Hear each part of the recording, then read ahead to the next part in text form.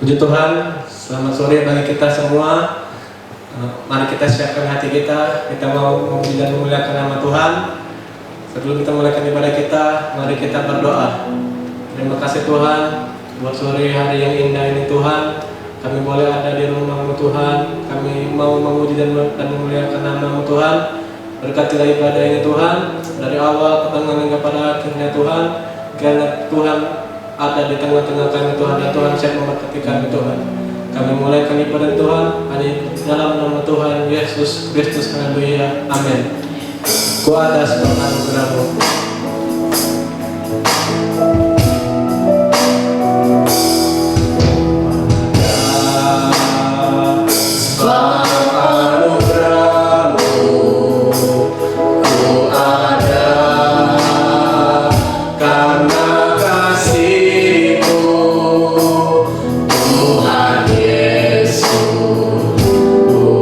Terima kasih buat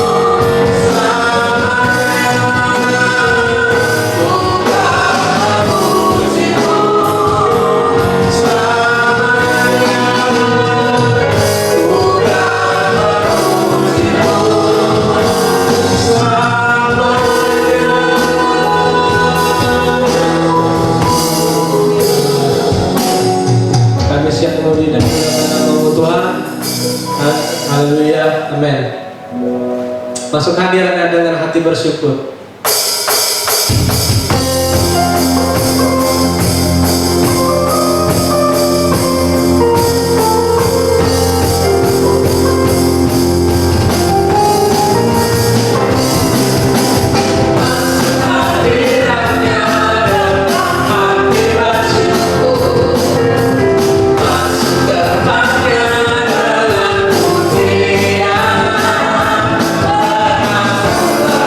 Kita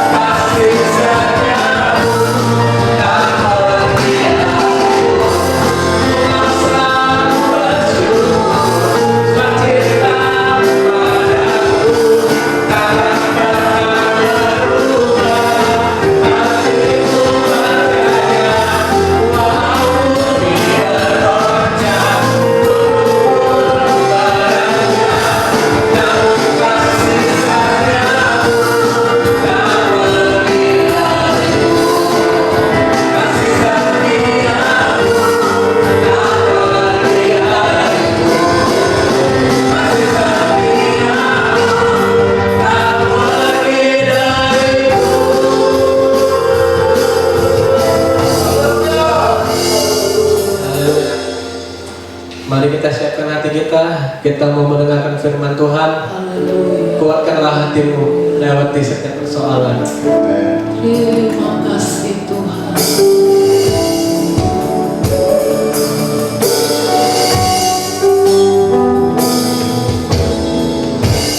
Kuatkanlah hatimu lewati setiap persoalan. Tuhan Yesus selalu menolongmu. Jangan berhenti harap padanya. Kuatkanlah hatimu lewati setiap persoalan. Tuhan Yesus selalu menolongmu. Jangan berhenti harap padanya. Tuhan pasti sanggup. Tangannya akan mengangkatmu. Tuhan pasti sanggup. Percayalah, Dia akan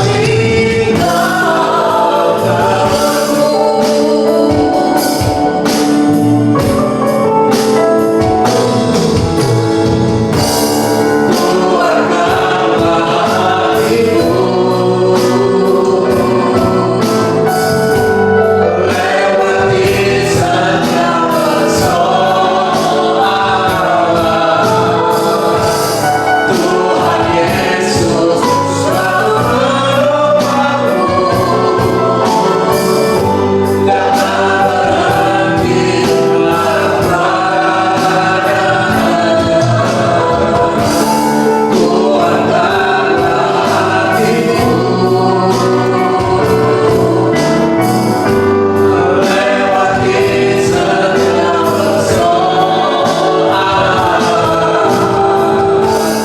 Tuhan Yesus selalu menolongmu. Jangan berhenti harap padanya. Tuhan pasti sanggup. Tangannya akan terlambat mengangkatmu. Tuhan pasti sanggup. Percayalah, Dia akan Tuhan pasti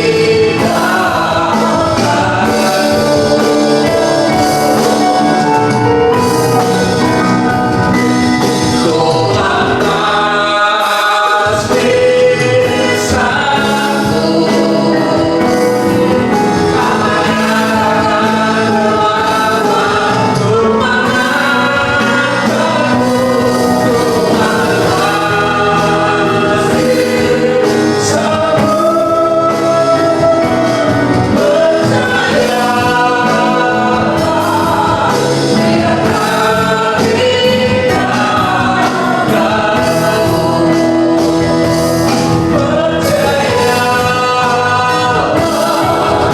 Dia akan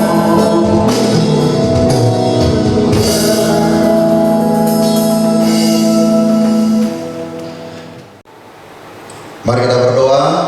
Bapa di dalam sorga, kami bersyukur pada saat ini Tuhan, Tuhan anugerah kebaikan Tuhan dalam hidup kami, bahkan waktu yang Tuhan beri kepada kami untuk kami boleh kembali mendengarkan kebenaran firman-Mu.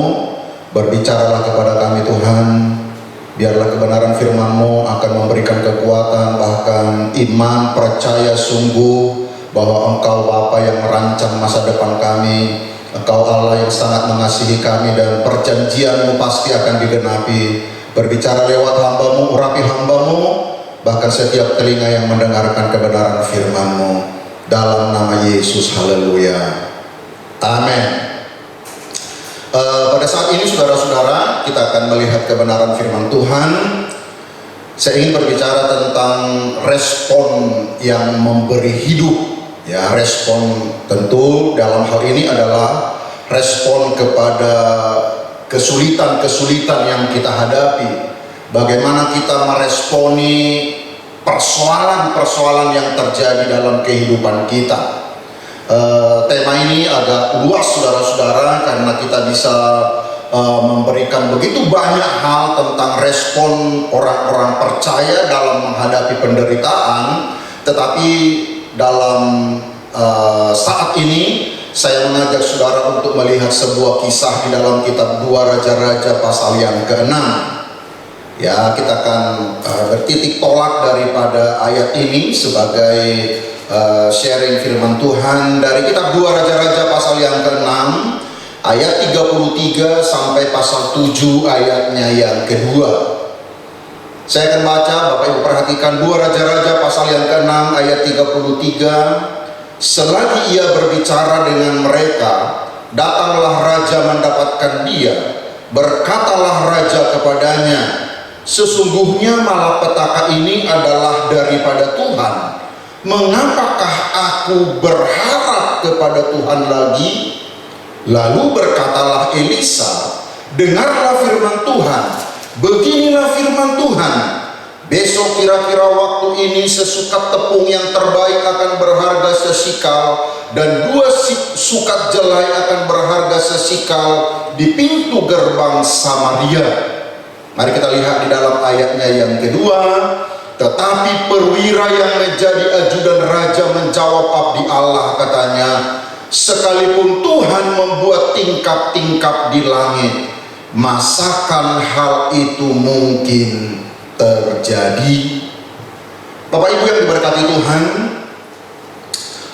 satu hal yang perlu kita pahami di dalam kehidupan kita selama kita hidup di dalam dunia ini, bahwa setiap kita pasti akan menghadapi masalah.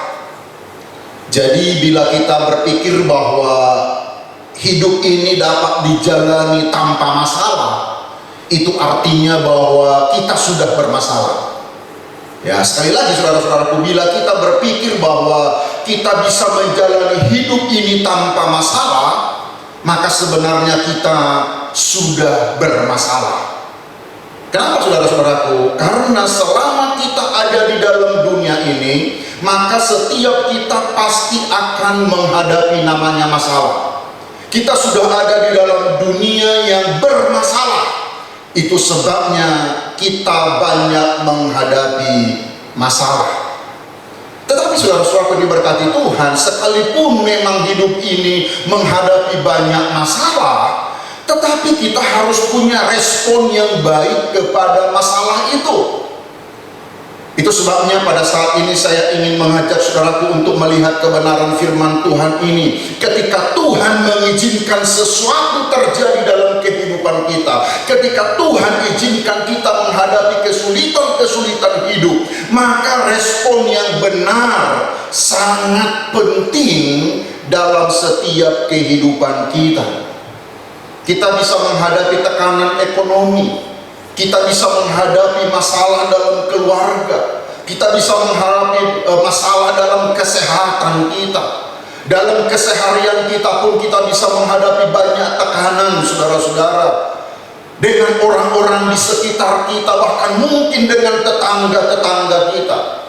Tetapi sekali lagi, respon yang baik terhadap masalah itu sangat penting. Nah, Bapak Ibu yang diberkati Tuhan, kalau saudaraku belajar sejarah bangsa Israel, saya ingin mengajak dulu saudaraku untuk melihat latar belakang daripada bangsa Israel sampai kepada ayat yang kita baca di dalam kitab 2 Raja-Raja pasal yang ke-6 tadi. Kalau kalau kita mundur saudara-saudaraku di dalam sejarah perjalanan bangsa Israel, kita tahu saudara bahwa setelah Salomo mati, maka kerajaan Israel itu terpecah menjadi dua. Semua kita tahu saudara-saudaraku bahwa pada waktu itu di utara ada 10 suku dengan raja yang pertama itu adalah Yerobeam. Jadi setelah Salomo mati, kerajaan Israel itu pecah menjadi dua.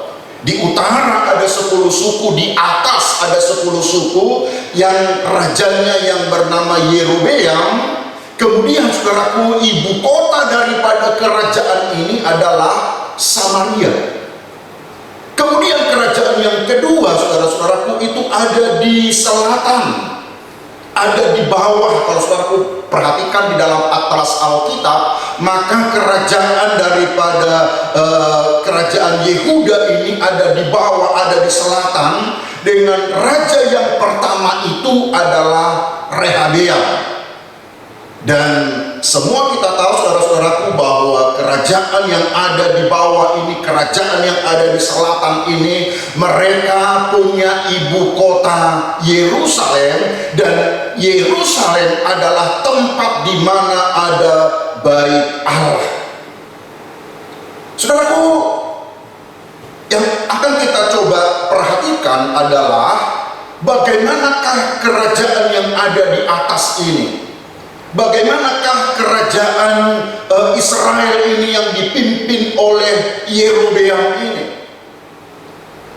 Dia tahu persis, Bapak Ibu yang diberkati Tuhan, kalau saudara mencoba misalnya buat perbandingan, apa persamaan daripada kerajaan ini? Kerajaan yang ada di atas, yang kerajaan utara dengan kerajaan yang di selatan. Kalau kita melihat misalnya apa persamaan daripada kedua kerajaan ini, yang pertama-tama saudaraku, kita bisa melihat bahwa kedua kerajaan ini akarnya sama sebenarnya.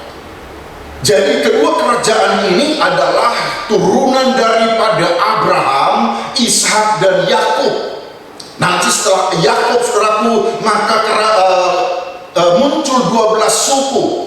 Tetapi kedua kerajaan ini punya akar yang sama sebagai sama-sama keturunan Abraham.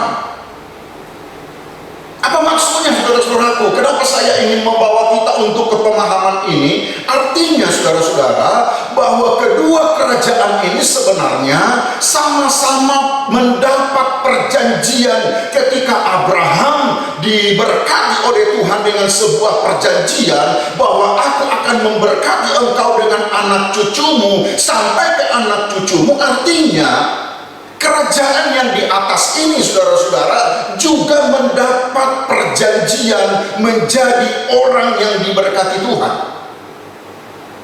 Jadi persamaannya yang pertama saudara, bahwa mereka sama-sama mendapat perjanjian Tuhan. Mereka sama-sama adalah keturunan daripada Abraham, Ishak dan Yakub. Dan karena mereka sama-sama orang yang mendapat perjanjian dari Tuhan, berarti sebenarnya mereka berhak untuk semua janji-janji Allah. Tetapi saudara-saudaraku, kalau kita meneliti dengan seksama, selain daripada persamaan ini, maka kedua kerajaan ini juga punya perbedaan. Perbedaannya apa, Bapak Ibu yang diberkati Tuhan? Kalau kita lihat di dalam kebenaran firman Tuhan, ada perbedaan-perbedaan yang sangat jelas. Yang pertama, kalau kita perhatikan bahwa kerajaan yang di utara ini, kerajaan Israel ini adalah kerajaan yang tidak menjaga garis keturunan. Jadi mereka banyak yang campur baur pernikahannya, bahkan dengan orang-orang di luar daripada bangsa Israel. Jadi garis keturunan daripada bangsa ini, saudara-saudara, mereka tidak pelihara, mereka tidak jaga. Berbeda dengan yang ada di selatan, keturunan daripada suku Yehuda ini, bangsa Yehuda ini, itu menjaga garis keturunannya di dalam kehidupan mereka. Jadi kalau kita perhatikan silsilah dari Tuhan Yesus, Ya, mulai dari Daud sampai kepada Yesus, saudara-saudara, keturunannya itu jelas ada di dalam kebenaran firman Tuhan. Kemudian Bapak Ibu, perbedaan yang lain adalah bahwa orang-orang yang ada di atas atau orang-orang yang ada di utara ini untuk menjadi raja, siapapun bisa, asal dia berhasil menumbangkan atau menaklukkan raja yang berkuasa sebelumnya. Tetapi yang di selatan tidak, saudara-saudara, bahwa mereka punya garis jelas keturunan yang menjadi raja, keturunan daripada Daud. Dan seperti yang saya katakan tadi, perbedaan yang lain adalah bahwa kerajaan yang di utara, kerajaan yang di atas, ibu kota Samaria ini, mereka tidak punya bait Allah. Sementara yang ada di selatan, itu mereka punya bait Allah yang dibangun oleh Salomo. Nah, saya ingin membawa saudaraku untuk melihat sebuah kebenaran di dalam kitab 1 Raja-Raja pasal yang ke-12, ya. Di dalam kitab 1 Raja-Raja pasal yang ke-12, ketika kerajaan itu pecah, saudara-saudara, menjadi perenungan ketika saya mempersiapkan firman Tuhan ini, ya, bagaimana, apakah sungguh orang-orang yang ada di utara itu setelah kerajaan ini menjadi pecah, apakah benar-benar orang-orang yang ada di utara ini, karena mereka tidak punya bait Allah, apakah di antara mereka itu tidak ada orang-orang yang cinta Tuhan yang benar? Karena kalau kita perhatikan, saudara-saudaraku, untuk membangun bait Allah di Samaria, Yerobeam itu membangun bukit-bukit pengorbanan. Di dalam kitab 1 Raja-Raja pasalnya yang ke-12, coba saudara perhatikan, mulai dari ayatnya yang pertama, setelah pecahnya kerajaan itu, ya, dari ayat pertama sampai ayat yang ke-24, saudara akan melihat setelah kerajaan itu pecah, bagaimana dengan orang-orang yang mencintai Tuhan, yang beribadah kepada Tuhan yang benar setelah kerajaan itu pecah. Saya katakan tadi, saudara-saudaraku, karena di dalam Alkitab kita melihat Yerobeam itu memulai ibadah yang baru. Dia pernah berkata bahwa tidak perlu lagi mereka pergi ke Yerusalem untuk membuat ibadah. Jadi pada waktu itu dia memulai sebuah ibadah yang baru. 1 Raja-Raja pasal 12 ayatnya yang ke-25. Coba Bapak Ibu perhatikan. 1 Raja-Raja pasal yang ke-12 ayat yang ke-25. Jadi kalau Bapak Ibu perhatikan, Yerobeam tahu persis bahwa bait Allah itu sangat penting. Kalau saudaraku masih ingat, Ibu Gembala kita pernah berkhotbah tentang mengutamakan yang utama.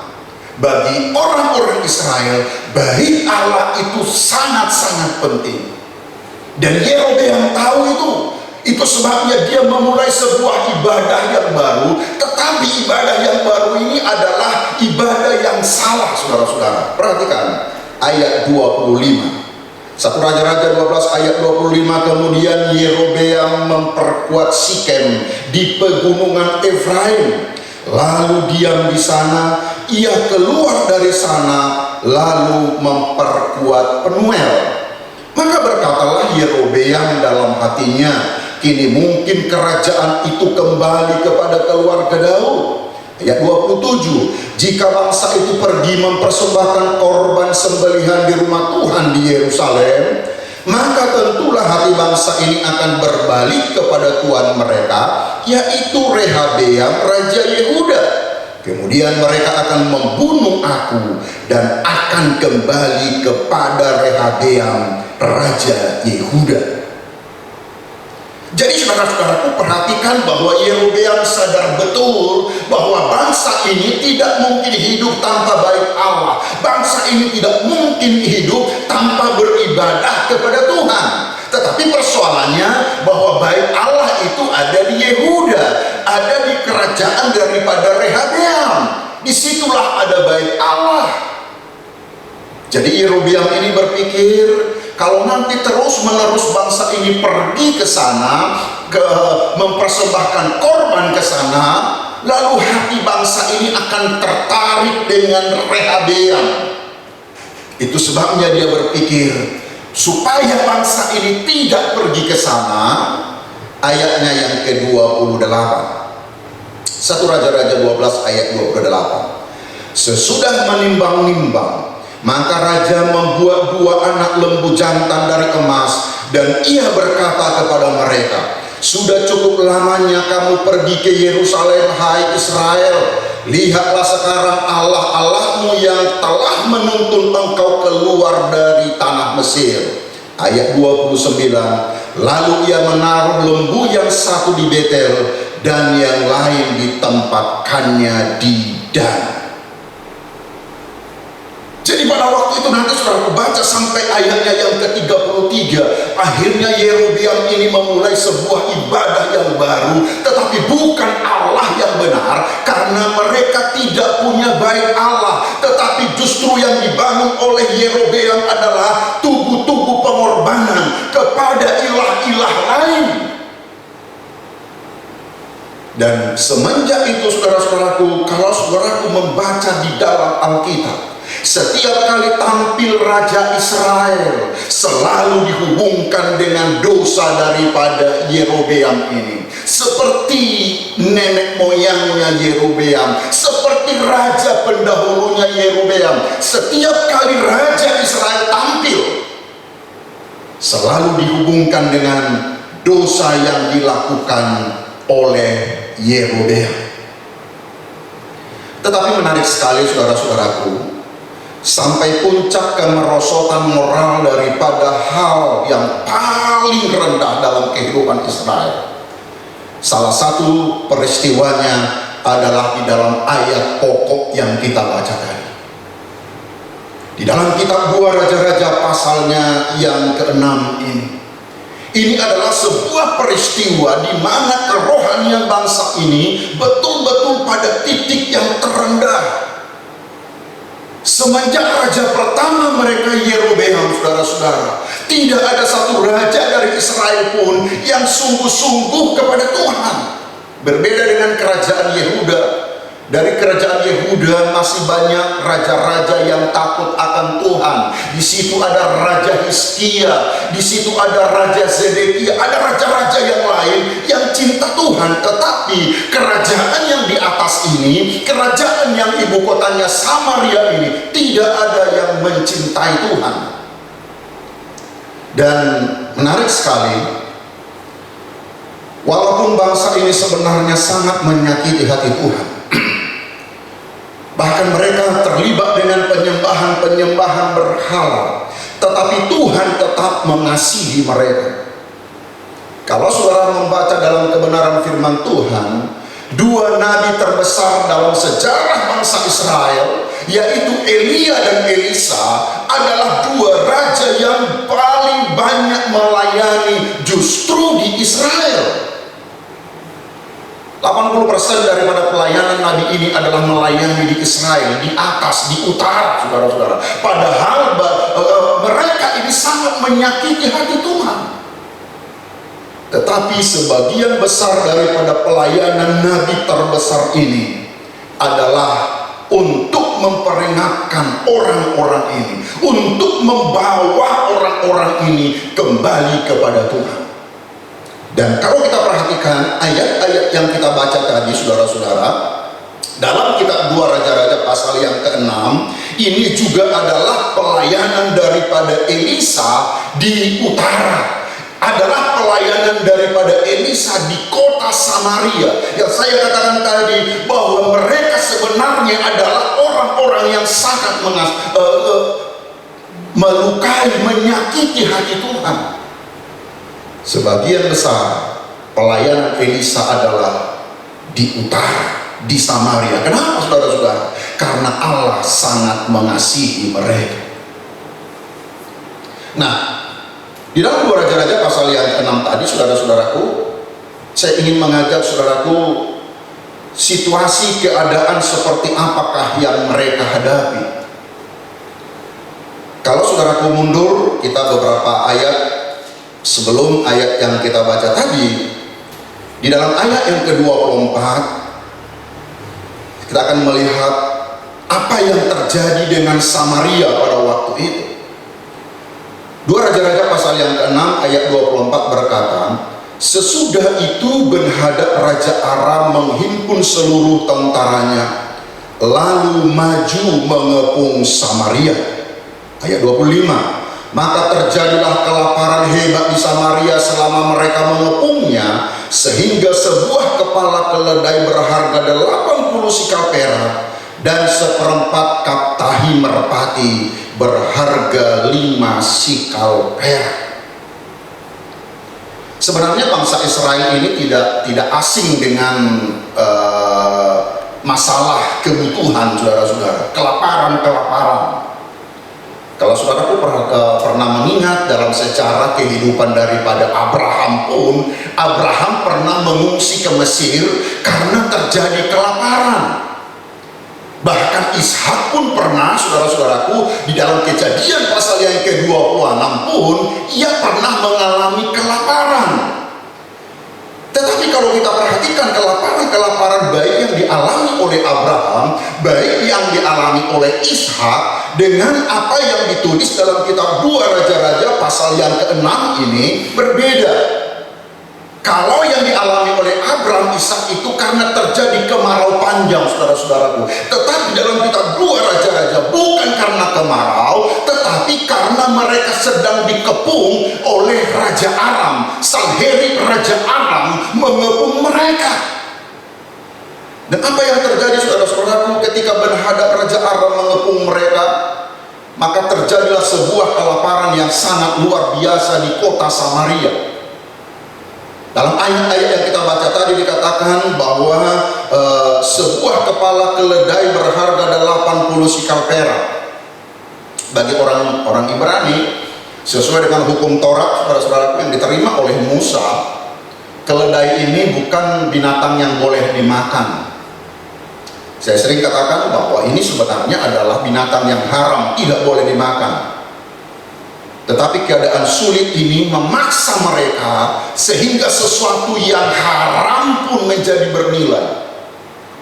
Ini udah kepepet, saudara-saudara, ya. Udah kepepet, akhirnya hal-hal yang melanggar firman Tuhan pun mereka lakukan. Bukan hanya itu, di situ dikatakan seperempat kap tahi merpati berharga 5 sikal perak. Ada beberapa penafsir berkata, apa sih sebenarnya nama di situ dikatakan tahi merpati ini? Ya, ada yang berkata bahwa tahi merpati ini adalah sejenis rumput. Tetapi ada juga yang berkata bahwa ini benar-benar tahi merpati. Tetapi apapun namanya, apakah itu rumput, apakah itu benar-benar tahi merpati, saudara, ini mau diapain? Untuk apa ini? Apakah untuk pupuk? Apa untuk bahan bakar? Atau untuk dikonsumsi? Tetapi sesuatu yang sangat tidak ada artinya pada waktu itu menjadi sangat berharga, menjadi sangat bernilai. Dan bukan hanya itu, kalau Bapak Ibu perhatikan bahwa bahkan mereka melakukan sesuatu hal yang mengerikan. Apa itu? Ayat yang ke-26, suatu kali ketika Raja Israel berjalan di atas tembok, datanglah seorang perempuan mengadukan halnya kepada Raja sambil berseru, tolonglah ya Tuanku Raja. Jawabnya, jika Tuhan tidak menolong engkau, dengan apakah aku dapat menolong engkau? Dengan hasil pengirikan atau hasil pemerasan anggur?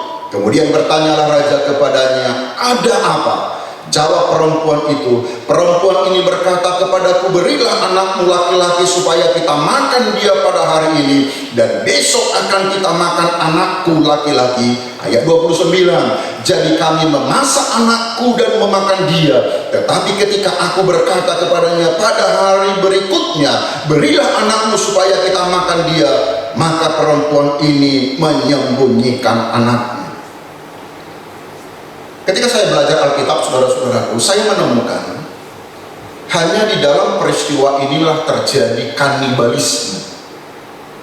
Orang makan orang, orang makan anaknya. Dan inilah situasi yang mengerikan, saudara-saudara diberkati Tuhan. Saya katakan tadi, inilah kesulitan yang sangat luar biasa. Dan Elisa ada di tengah-tengah pelayanan ini. Elisa ada di tengah-tengah bangsa ini. Elisa seorang hamba Tuhan yang besar, saudara-saudara, memberitakan firman Tuhan, harapan yang baru di tengah-tengah penderitaan ini.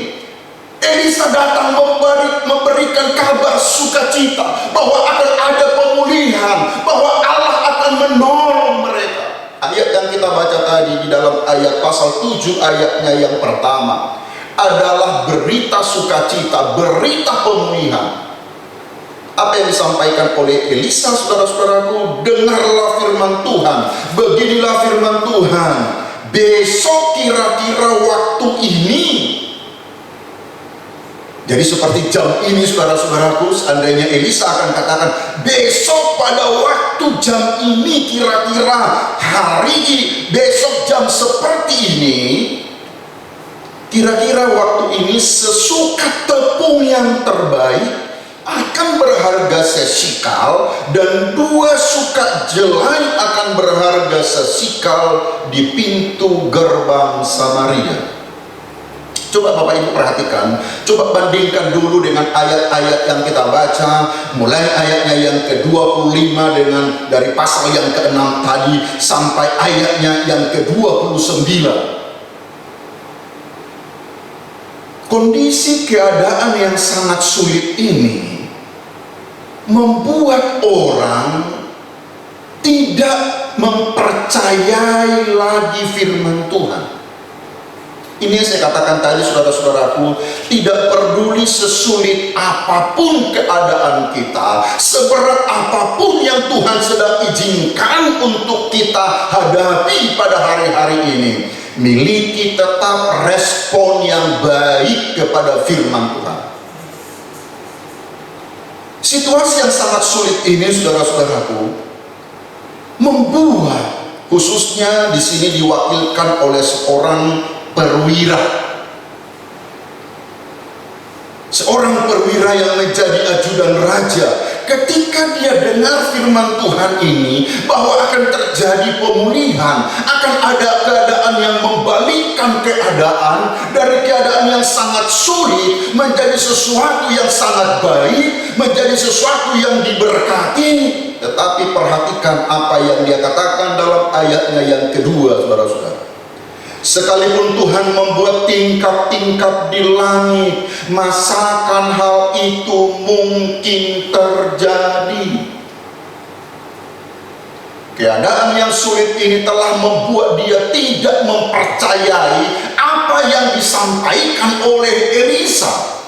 Saudara harus tahu, bagi bangsa Israel, Elisa ini adalah seorang nabi yang sangat dipercaya.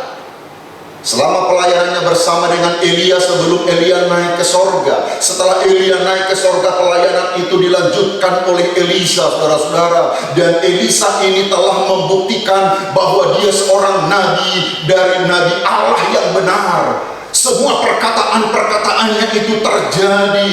Dia bukan sekedar nabi, saudara-saudaraku, tetapi dia seorang nabi yang betul-betul pelayanannya itu terbukti dengan mujizat, dengan tanda heran, perkara-perkara besar. Tetapi karena keadaan yang sulit pada waktu itu membuat ajudan raja ini berkata, sekalipun Tuhan membuat tingkap-tingkap di langit, masakan hal itu mungkin terjadi? Bapak Ibu yang diberkati Tuhan, tetaplah miliki respon yang benar kepada firman Tuhan. Jangan menjadi kita ragu, jangan menjadi kita tidak percaya ketika dalam keadaan sulit kita dengarkan bahwa Tuhan menolong kita, ketika dalam keadaan sakit kita dengar Tuhan bisa menyembuhkan kita. Lalu kita berkata, masakan itu mungkin terjadi? Sebagai hamba Tuhan saya ingin katakan, apa yang diucapkan oleh Tuhan dalam firman-Nya pasti terjadi. Miliki tetap respon yang baik kepada kebenaran firman Tuhan. Itu sebabnya responi, dengarkan firman Tuhan dan percaya. Ini penting saudara-saudaraku, dengar firman Tuhan dan percaya. Karena banyak orang mendengar firman Tuhan tetapi dia tidak percaya. Sebabnya saudara-saudaraku, kita bisa melihat di dalam sebuah gereja yang sama, dalam sebuah komunitas yang sama, bahkan mungkin dalam sebuah keluarga yang sama, ada orang yang sungguh-sungguh mengalami pertolongan, diberkati Tuhan, tetapi orang yang sama yang mendengar firman Tuhan, dia tidak percaya. Sikap yang benar, tidak peduli keadaan seperti apapun yang kita hadapi, dengar firman Tuhan dan mempercayai. Ini harus selaras saudara-saudaraku, dengar firman Tuhan, mempercayainya, tidak peduli keadaan sesulit apapun. Kalau kita perhatikan saudara-saudara, di dalam kitab 2 Raja-Raja pasal yang ke-7, mulai ayat yang ke-17, saya baca secara cepat ayat ini dulu saudara-saudara. Apa yang terjadi dengan ajudan raja yang berkata tadi, masakan mungkin hal itu terjadi? Atau saya selesaikan dulu ayat 2 saudara-saudara ya, dari 2 Raja-Raja pasal 2 ayat 7. Tetapi perwira yang menjadi ajudan raja menjawab abdi Allah, katanya, sekalipun Tuhan membuat tingkat-tingkat di langit, masakan hal itu mungkin terjadi? Jawab abdi Allah, sesungguhnya engkau akan melihat dengan matamu sendiri, tetapi tidak akan makan apa-apa daripadanya. Kita melompat ke ayat 17. Adapun raja telah menempatkan perwira yang menjadi ajudan itu. Jadi ini adalah orang yang sama dengan ayat yang kedua, saudara. Ya, di dalam ayatnya yang ke-17, yang menjadi perwira, yang menjadi ajudan itu mengawasi pintu gerbang, tetapi rakyat menginjak-injak dia di pintu gerbang. Lalu ia mati sesuai dengan perkataan abdi Allah. Perhatikan dulu kata ini. Ini penting saudaraku. Sesuai dengan perkataan abdi Allah yang mengatakan kepadanya waktu raja datang mendapatkan dia. Kemudian ayat 18, dan terjadi juga seperti yang dikatakan abdi Allah itu kepada raja. Seperti yang dikatakan oleh abdi Allah, seperti perkataan abdi Allah. 2 kali saudara-saudara. Kenapa sampai diulang di dalam kedua ayat ini? Karena Alkitab ingin mengajar kita bahwa apa yang disampaikan Tuhan lewat hambanya, lewat nabinya ini, pasti akan digenapi. Jadi jangan biarkan keadaan sulit saudara membuat kita tidak mempercayai firman Tuhan. Sesulit apapun keadaan kita, dengar firman Tuhan dan percaya.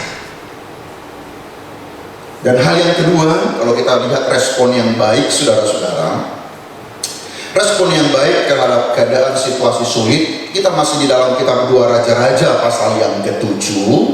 Kita lihat sekarang dari ayat yang ketiga. Di dalam ayat-ayat ini saudaraku akan melihat tentang ada 4 orang kusta. Orang kusta dalam bangsa Israel saudara-saudara adalah sekelompok masyarakat, sekelompok orang yang sangat menderita. Apa yang kita bisa pelajari dari orang kusta ini saudara-saudara? Sekali lagi, mereka adalah orang-orang marginal. Mereka adalah orang-orang yang dipinggirkan. Bukan hanya karena tubuh mereka sakit, tetapi secara psikologi juga mereka sangat menderita. Orang kusta ini gak bisa bekerja saudara-saudara. Bahkan apapun yang dia sentuh itu menjadi najis. Jadi tidak ada orang yang mempekerjakan orang kusta.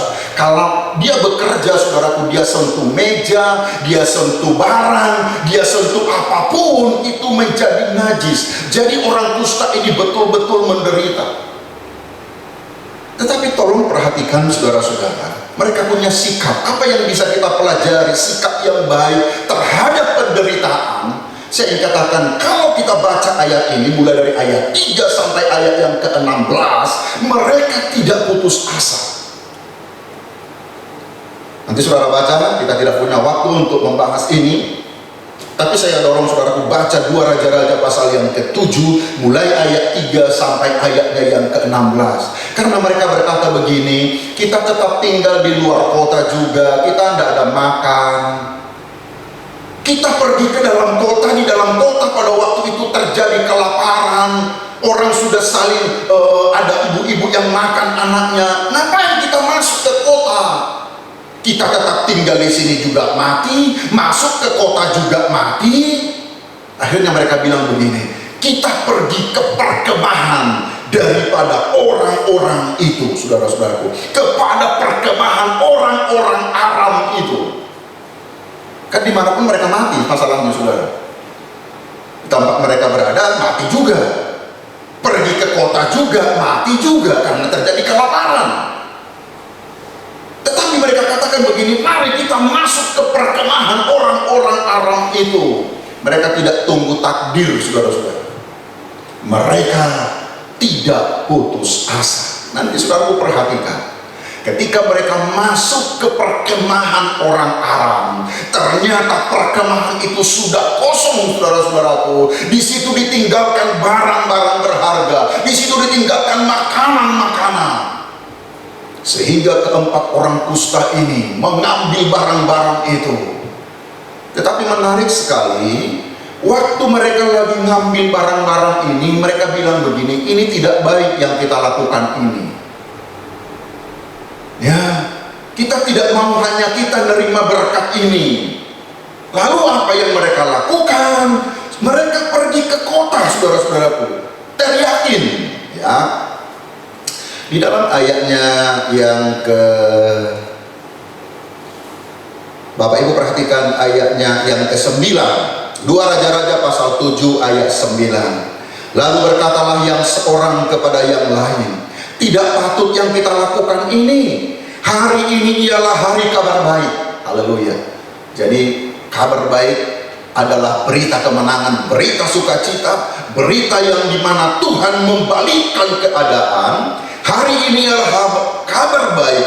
Tetapi kita ini tinggal diam saja. Apabila kita menanti sampai terang pagi, maka hukuman akan menimpa kita. Jadi sekarang mari kita pergi menghadap untuk memberitahukan hal itu ke istana raja. Ayat 10. Mereka pergi lalu berseru kepada penunggu pintu gerbang kota dan menceritakan kepada orang-orang itu, katanya, kami sudah masuk ke tempat perkemahan orang Aram dan ternyata tidak ada orang di sana dan tidak ada suara manusia kedengaran. Hanya ada kuda dan keledai tertambat dan kemah-kemah ditinggalkan dengan begitu saja. Saudara bayangkan, ini orang kusta tidak menunggu sesuatu dengan pasrah keadaannya. Mereka adalah orang-orang yang tidak putus asa. Keadaan kita mungkin sulit, saudara-saudaraku, tapi tetap saya ingin katakan, saya ingin dorong saudara untuk tetap maju bergerak. Selalu ada harapan. Sesulit apapun yang engkau hadapi, Tuhan selalu akan menolong kita dan memberkati kita. Dengar firman Tuhan dan tetap percaya firman Tuhan. Keadaan sesulit apapun, jangan pernah putus asa. Dia selalu punya cara untuk menolong kita. Mari tutup Alkitab saudara, kita akan memuji Tuhan. Takkan kuragu Tuhan janjimu yang menghidupkan. Haleluya. Terima kasih Tuhan. Kau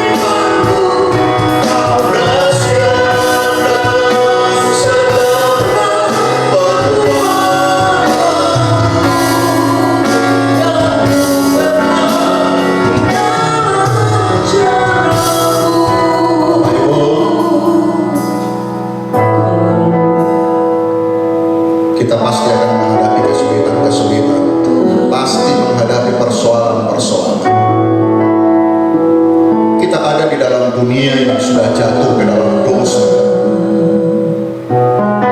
Tetapi milikilah tetap respon yang baik terhadap masalah-masalah itu. Tidak peduli sesulit seberat apapun yang engkau hadapi, dengar firman Tuhan dan tetap percaya. Tuhan selalu punya cara untuk menolong kita. Tuhan selalu punya cara memberkati kita. Tuhan selalu punya cara melindungi, bahkan mengangkat kehidupan kita. Jangan patah semangat. Kalau mungkin hari-hari ini engkau dalam keadaan yang sulit, jangan patah semangat. Orang-orang kusta ini dalam keadaan yang mungkin mereka sangat menderita, tapi mereka tidak pasrah menunggu nasib. Mereka melakukan sesuatu. Tetap percaya pertolongan Tuhan, tetap percaya, yakin mujizat tangan Tuhan selalu ada menyertai kita. Berapa banyak saudaraku percaya bahwa Tuhan selalu punya cara menolong, Tuhan selalu punya cara memberkatimu. Mari kita angkat referennya dengan mengangkat tangan kita kepada Tuhan. Kau selalu punya cara, Tuhan.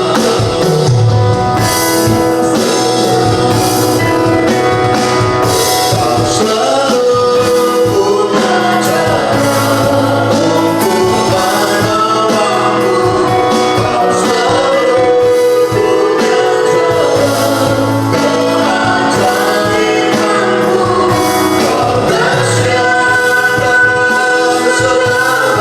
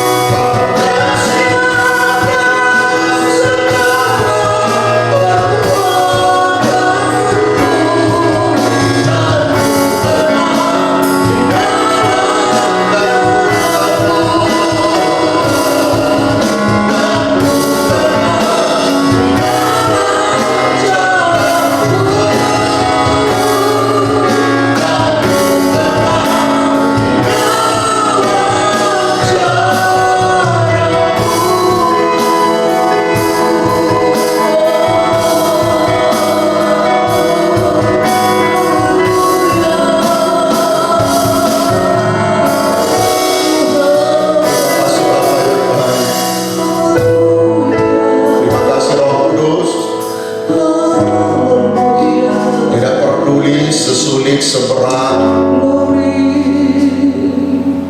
bahkan sesulit apapun hari-hari ini yang kami hadapi, tetapi kami mau dengar firman-Mu dan tetap percaya bahwa Engkau selalu punya cara menolong kami, selalu punya cara memberkati kami jauh daripada apa yang dapat kami pikirkan. Selalu punya cara untuk membuka jalan bagi kami, untuk masa depan kami, pelayanan kami, pekerjaan, usaha kami. Engkau selalu punya cara menolong kami, Tuhan. Hamba berdoa, berikan keyakinan ini kepada setiap telinga yang mendengar firman-Mu, Tuhan. Engkau selalu punya cara untuk memulihkan kesehatan kami, membalikkan keadaan kami. Engkau selalu punya cara. Terima kasih Bapa yang baik, puji hormat bagi nama-Mu, meteraikan kebenaran firman-Mu sepanjang minggu ini. Berkatilah setiap aktivitas jemaat Tuhan, keluar masuk dari rumah, bahkan kemanapun mereka melangkah ada dalam perlindungan Tuhan. Anak-anak yang mengikuti pendidikan pelajaran juga Tuhan berkati semua. Hidup kami sepanjang hari ini, sepanjang minggu ini, akan terus melihat penggenapan janji Tuhan. Yang lemah sudah Engkau kuatkan, yang sakit sudah Engkau sembuhkan, dan menghadapi jalan buntu sudah Engkau buka jalan bagi kami. Kami bersyukur dan kami akan akhiri persekutuan kami. Mari Bapak Ibu, kita akan terima berkat Tuhan. Dan sekarang saudaraku, terimalah berkat daripada Allah Bapa, kasih sayang daripada Tuhan kita Yesus Kristus, persekutuan Allah Roh Kudus tinggal menyertai kita dari saat ini sampai selama-lamanya. Dalam nama Tuhan Yesus yang diberkati Tuhan, sama-sama katakan amin, amin, amin. Tuhan Yesus memberkati.